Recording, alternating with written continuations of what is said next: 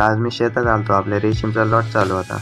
तर जय शिवराय मित्रांनो, मी अमोल. स्वागत आहे आजच्या मिनी ब्लॉगमध्ये. तर आज आलतो शेतामध्ये. इकडे कापूस वगैरे लावलेला होता आणि इकडे आपली मणी चरायला सोडलेली होती आणि इथे मी पेरूची आंब्याची झाडं लावलेली होती. आता पहा किती मोठी झाली तर. आणि पाठीमागे रेशीमचं शेड होतं. रातमध्ये लॉट चालू होता. आता चंद्रिका वगैरे पडल्या होत्या. आळ्याचा पाला खाऊन झाला होता आणि आता कोश विणायला चालू केलं होतं. तर पहा, काही आळ्याने कोश विणला बी होता, काही आळ्यांचा चालू होता. आणखीन 4 ते 5 दिवसात संपूर्ण आळ्या कोश तयार करतील.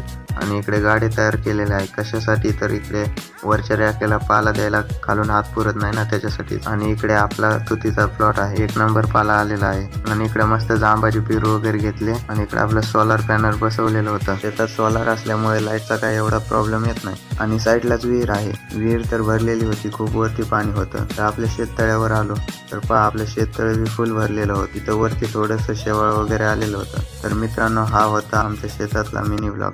कमेंट करून सांगा कसं वाटलं आमचं शेत. भेटूया पुढच्या मिनी ब्लॉगमध्ये.